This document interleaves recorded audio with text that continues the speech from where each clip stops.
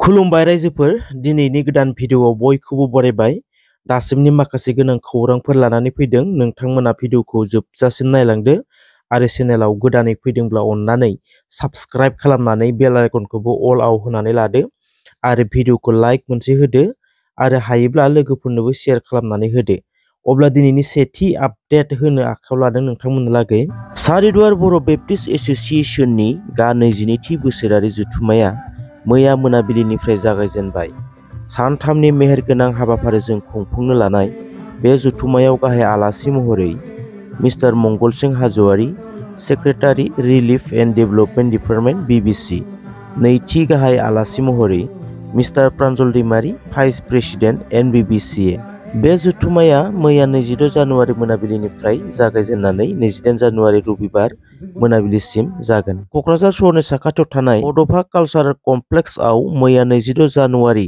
75थि सुबुंखान्थि सानजों लोब्बा लाखिनानै बिटिआर सरकारा सा 50 एपिएससि आनजादाव उथ्रिसार जानो हानायफोरखौ बरायदों। बे बरायनाय हाबाफारियाव बिटिआरनि गाहाय मावफुं सोद्रोमा प्रमद बर', बिटिआरनि बुंथिगिरि खाथिराम बर', रायजो सभानि एमपि रोनगोरा नार्जारि, बिटिआरनि मावफुं सोद्रोमा रेवरेवा नार्जारि लोगोसेनो गोबां मावफुं सोद्रोमाफोरखौ बाहागो लानायखौ नुनो मोन्दों। रुनिकाटा रेन्जनि रेन्जार प्रान्जल तालुकदारनि बर' हारिनि सायाव माखासे गाज्रि रावजों बर'खौ नासयनायनि सायाव मानगोनां दावराव देख्रेब नार्जारिया गोख्रों रावजों सोंखारिदों। प्रान्जल तालुकदारआ चिरां डिस्ट्रिक्टआवबो मानसि गावथारदों बुंदों दावराव देख्रेब नार्जारिया। प्रान्जल तालुकदारनि आन्दारावनो मानसि बुनाय, बुथारनाय, बर' हारिखौ सोबख'नाय, फोजोबस्रांनो नागिरनाय, फरेस्ट डिपार्टमेन्टआ रायजो राजाखौ बेबायदि नासयनाया दुखुनांथाव होननानै सोंखारिदों दावराव देख्रेब नार्जारिया। सुबुं अनफावरि जिसुया समफ्रामारिया मेगन नुयै खाथिराम नार्जारिनो गंसे गिटार आरो गुदुं गस्ला बायनानै होदों। मख'नो गोनांदि दिनैनि दिनाव खाथिराम नार्जारिखौ सिनायै रावबो गैया। बिथां खाथिराम नार्जारिया गिटार गंसेनि थाखाय गोबां नाजादोंमोन, बिबाय बायदोंमोन, नाथाय रावनिफ्रायबो मोननो हायाखैमोन होनना फोरमायदों खाथिराम नार्जारिया। नाथाय जिसुया समफ्रामारिनि अनसायनायाव बिथाङा गावनि लुबैनाय, गावनि नाजानाय गंसे गिटार आरो गुदुं गस्लाखौ मोननो हादों। तामुलपुर हायार सेकेन्डारिनि गेटआव गोजौसिनाव बर' हांखोजों लिरदोंमोन, नैथियाव आसामिस आरो थामथियाव इंलिस रावजों लिरदोंमोन। नाथाय सानै गुबुन हारिनि सुबुङा फैनानै दम होफैदोंमोन। बिनिखायनो ठिकादारआ गिनानै लिरनाय बर' हांखोखौ खोमोरफिननानै गोदानै लिरफिननो नाजादों होनना मोनथिनो मोन्दों। बे बाराव गोजौसिनाव आसामिस, नैथियाव बर' आरो थामथियाव इंलिस। बे जाथायनि सायाव बर'नि डक्टर आलफ्रेड बिथांनि रिएक्सन होनायखौ नुनो मोन्दों। फै जों दान्दिसे खोनासंनि डक्टर एलफ्रेडआ मा फोरमायदों। हायार सेकेन्डारि स्कुल बाहाय गेट बानायदोंमोन। बे गेट बानायनायाव फार्स्ट लाइनावहाय बर'नि लिरदोंमोन जाहैदों देबनागिरियाव, बेनिफ्राय सेकेन्ड एसामिस, बेनिफ्राय थार्ड इंलिसाव। दा बेखौ नुनानै सानैसो गुन्दाफ्रा फैनानै धमकि होफैदों जाहैदों। दा बेखौ गिनानै दा खोमोरफिनबाय लिरनायखौनो। दा गोजौसिनाव एसामिस आखरा थानांगौ, बेनि उनावसो बर', बेनि उनावसो इंलिस। मा होनबावनांगौ, तामुलपुरा बिटिसिनि बायह्रायाव नामा? 6 सिडुलनि बायह्रायाव नामा? जोंनि बे 6 सिडुल एरियायावनो जुदि गुबुन हारियासो दादा खालामो। खुलुमबाय।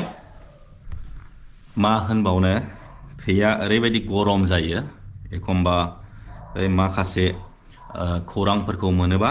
दहायसो सासे मानसि एम अख्रां बर', बिथाङा आंनो फेसबुकनि गेजेरजों आंनो मेसेज हरदों, मोनसे बिराद दुखुनांथाव खौरां, बिराद रागा जोंथाव खौरां।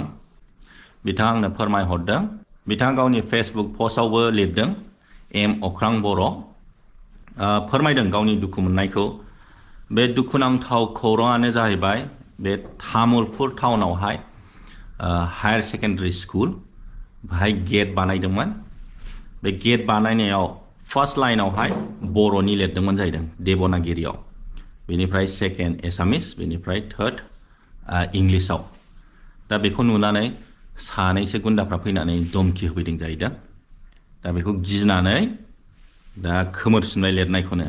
दा गोजौसिनाव एसामिस आखरा थानांगौ, बेनि उनावसो बर', बेनि उनावसो इंलिस। मा होनबावनांगौ, तामुलपुरा बिटिसिनि बायहेरायाव नामा? 6 सिडुलनि बायहेरायाव नामा? जोंनि बे 6 सिडुल एरियायावनो जुदि गुबुन हारियासो दादा खालामो आरो बेनिफ्राय जोंनि आफादफ्रा जेबोखौनो रिप्लाइखौनो खालामनो हाया माथो, बिनि हेंथा माने कन्डेम खालामनो हाया, जेबो फ्रेस मिट होनो हाया, जेबो माने रेलि धरना बेफोरबायदि खालामनो हाया। आङो बिथांनि बे फेसबुक पस्ट होनायखौ आं फरायनानै नोंथांमोननो खिन्थानोसै। बिराद दुखुनांथाव। बिथाङा लिरदों बर' राव मुर्दाबाद। बबेनिफ्राय एफा साहस मोनखो बर' रावखौ गादबनो? बर' रावखौ गिबि सिरियाव होनायखायनो सानै असमिया दुथांनि रोनावलाबायनायखौ गिना मैया थिखादारा तामुलपुर हायार सेकेन्डारि स्कुलनि गाहाय दरखंआव बर'खौ गिबि सिरियाव लिरखानायखौनो खोमोरफिनना दा असमिया रावखौ गिबि सियाराव लिरनो थियारि जागासिनो। सोरबा मैयानो सिफाय फैदोंनो, दम हरदोंमोननो आरो THSS नि जानो गोनां इलुमिनि मिटखौ बयकट खालामनो ओंखारदोंमोननो। दा साननो गोनां बाथ्राया जाबाय बर'फोरा BTR आवनो बर' रावखौ सिगां सिरियाव होनायनि खोमोर जाफिनना सिरियै जना थानोसै नामा? थारखौनो लिरदों बिथाङा। नंगौ, जों सिरियैनो थानोसै नामा? गेट बानायनाय रांआ BTR सरकारनि, BTR नि फार्स्ट अफिसियेल लेंगुवेजआ बर'। होमबा BTR सरकारा सानैसो दुथांखौ गिना बर' रावखौ नासयनोसै नामा तामुलपुर बायदि मैखोम बर' जायगायाव? नंगौ, थार खोथा। अब्लाथ' होमबा बे सानै साथामसो गुन्दाफोर BTC सेक्रेटारिनिखौबो सोलायनांगौ, एसामिस आखरखौ गोजौसिनाव दोननांगौ, होनब्ला बेखौबो सोलायसिगोन नामा गिनानै? आरो बिथाङा लिरबावदों, अनो बेखौ लाना बादायलायबाय थायो। नैबे जेंनाखौ लाना बिथांमोनहा मा बिफाव लायो नायनोसै आरो बेनो फोरमान होगोन बिथांमोननि हारि अननायनि गुबै गाबखौ। एबसु आरो BSS नो सेन्ट्रेलनिफ्राय आनसलिकसिम मैयानो फोरमाय हरखाबाय दिनै मा थांखि लायो नायनोसै। बयबो खौसेयै हस्रिखांनायनि सम बे। बिथाङा थारैनो बिराद मोजां माने साननो गोनां बाथ्राफोरखौ लिरनानै बे गावनि फेसबुक पस्टनि गेजेरजों फोरमायदों।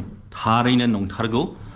बिथाङा दहाय आंनो शेयार खालामहरदों, बियो स्क्रिनशट लानानै आरो फट'फोरखौबो देखायदों। एनिथिं एमजेखौ सोर आरो मानो नागिरदों? एनिथिं एमजेआ गावनि चेनेलनि गेजेरजों फोरमायदों दि एमजेखौ सोरबा नागिरदों आरो एमजेनि रुमावबो नागिरहैदोंमोन, नाथाय मानि थाखाय नागिरदों आरो सोर नागिरदों बेखौ रोखायै फोरमायनानै होआखै एनिथिं एमजे बिथाङा। स' रायजोफोर, दिनैनि थाखाय खौराङा बेसेबांखिनियानो। थेंक इउ स' माच जायफोरा जोबजासिम नायजोब्बाय।